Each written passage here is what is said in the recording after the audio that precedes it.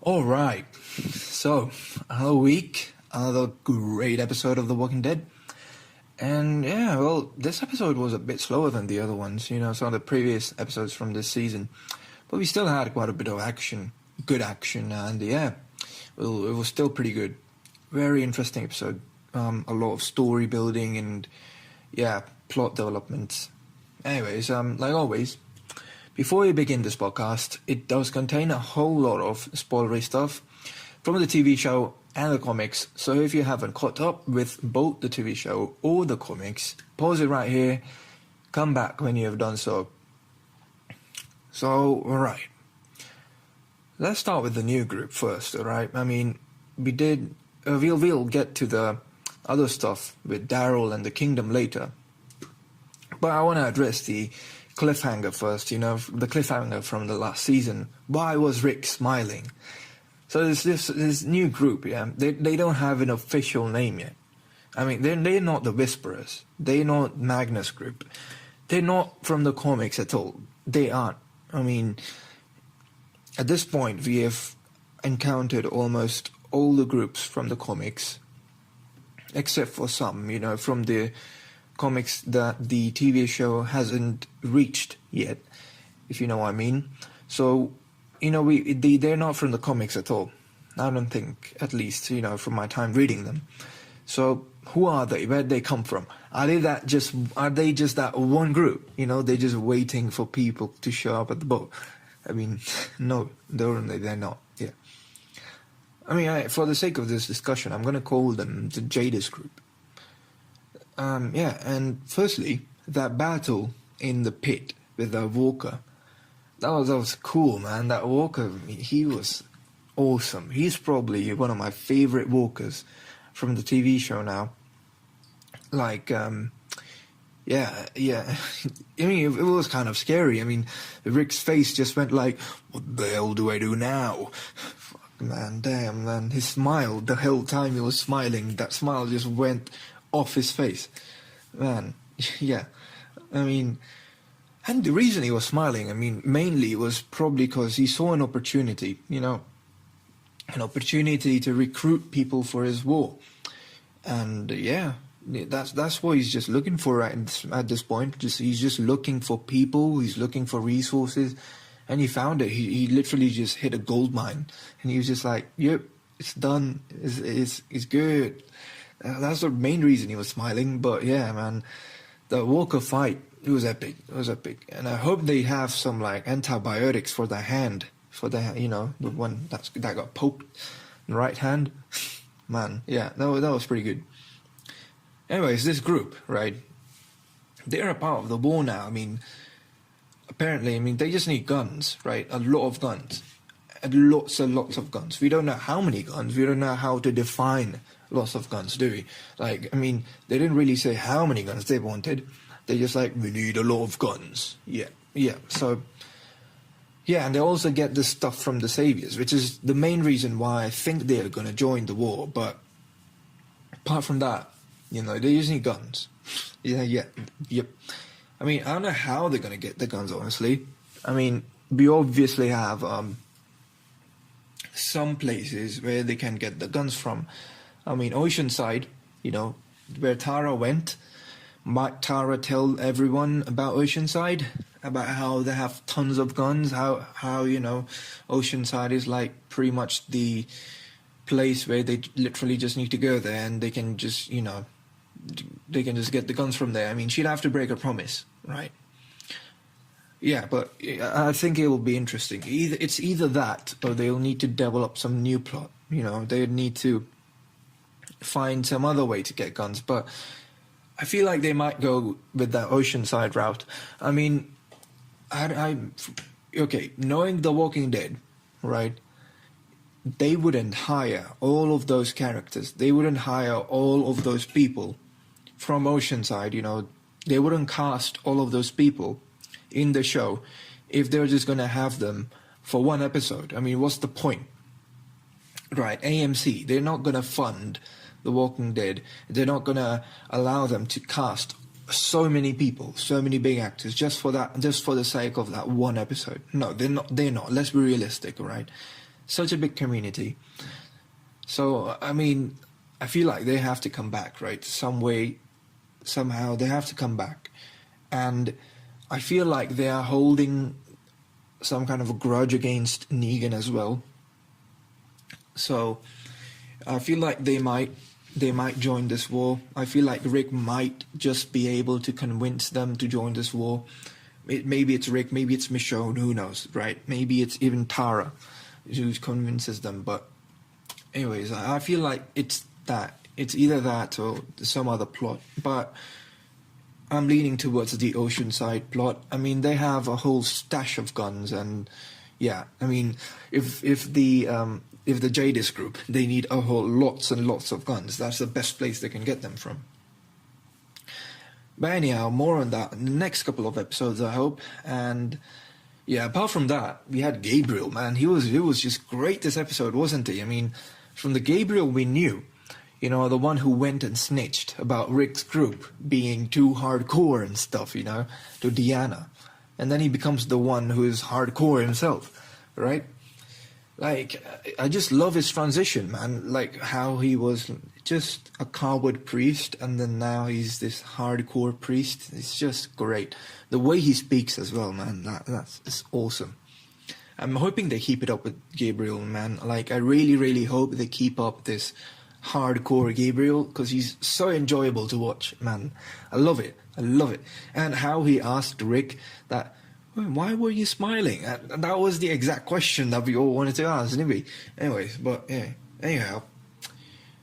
And also, another scene that I loved in that Jadis group scene was that awkward handshake between Jadis and Rick. I mean, Jadis just goes like, maybe not, maybe not, you know. Yeah, that bloody hand. Yep. I'm really excited to see more on this, you know, Jadis and a group, and yeah, I don't know if they're even gonna give this group an official name. Will they just join Alexandria? I think they will just join Alexandria, in my opinion, after the war ends. I do not think that they will go their separate ways. I mean, they could go their separate ways, but yeah. Anyhow, that's next season stuff. But yeah, we are done with the Jadis group, and that one scene, it was epic. It was a long scene. It was great. It was great. A lot of action in there, especially with that Walker. It was great. And all right, so let's move on to, or should I say, move back to the Kingdom and Daryl and Morgan. Yeah. This episode overall was pretty good, pretty thrill-filled and whatnot. Yeah, it was emotional. There was a whole lot of feelings in there, man. It was great. Great episode, great overall episode. So about Morgan, let's focus, yeah? Morgan. Let's begin with Morgan's staff, yeah? I mean, that staff, it was pretty symbolic to him, wasn't it? Peace and all that, you know, Morgan's ideology of life, you know? Peace and not killing people, and he doesn't support it. So that staff, you know, someone gave it to him, someone special gave it to him. Yeah, that was his sensei. Yep. So it's pretty symbolic. And the Saviors, they took his staff now. So might this mean that he's going to turn? You know, start being not the peaceful old Morgan anymore, you know? Might he turn? I think so. He might turn. Maybe. He might turn. I mean, if he is going to be a part of this war, right? He sure has to kill a whole bunch of people. Like, if he's going to join Rick, and if he's going to join the Alexandrians, the Hilltop and Kingdom in fighting this war against the Saviors, he is going to have to kill a whole bunch of people. I mean, I don't think Morgan's the type of guy who'd set out during a war, would he? No, I don't think so. So yeah, maybe the staff, you know, maybe this was that one symbolic thing which was keeping him from killing people and whatnot. You know, from sort of losing humanity per se, you know, his ideology basically. So yeah, again, we'll see more on that in the next couple of episodes as well. And then there's Benjamin, right?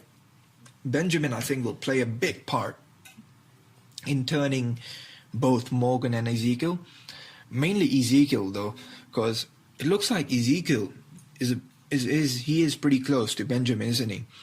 And I think it might be that something happens to Benjamin in the next couple of episodes, and then that's that one thing that turns Ezekiel against the Saviors, right? Like Ezekiel, to what it looks like to me, he just really doesn't want to get in this fight, right, with the Saviors. He wants to be that one group, which is, complying with the rules and whatnot. He just wants to keep his people safe, right? But he doesn't understand, like, when it gets bad with the Saviors, it gets bad, right? He just doesn't know what's up, does he?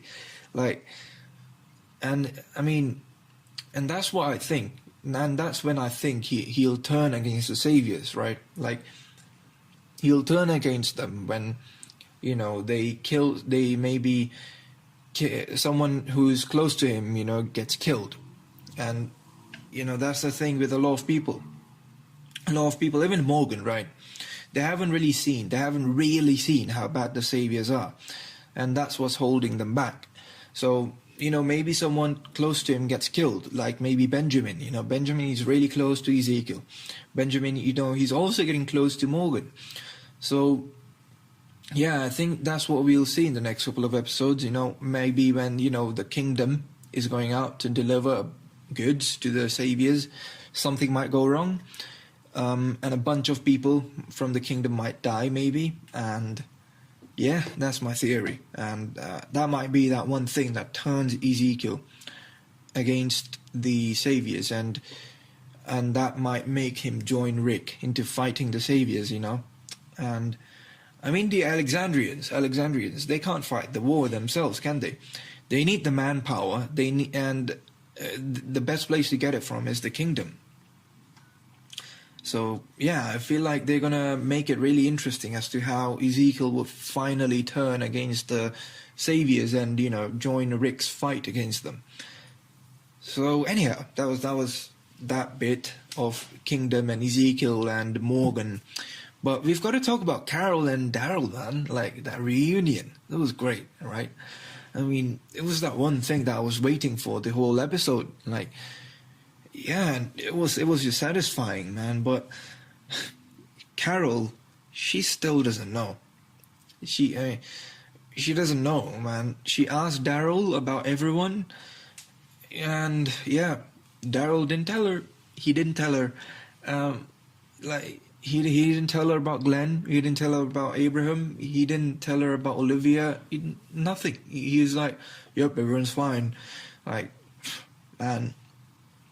I think the real question now is, when will she find out? That's a real question, right? Will she find out this season?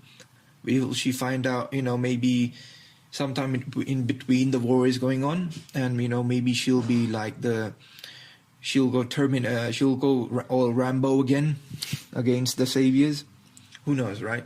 Maybe maybe when someone else dies in this season's finale, maybe that's when she finds out. Yeah, it's gonna be awesome, man. And the next 3 episodes, especially because we've only got 3 more episodes left this season.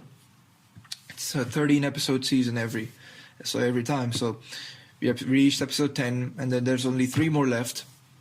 And I think they're gonna just continue building up the war. And like every season, there's a cliffhanger. And I think in this season's finale, they will just leave us at the start of the war. Like every season, there's a cliffhanger. Last season, it was them lining up. Who will die? Who will Negan kill? Whose head will Negan smash? That was the cliffhanger last season. Yep. But yeah, this season I feel like it's just gonna be us at the beginning of the war, and then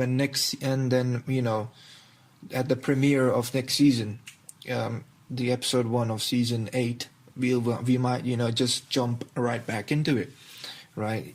So that's what I think might happen.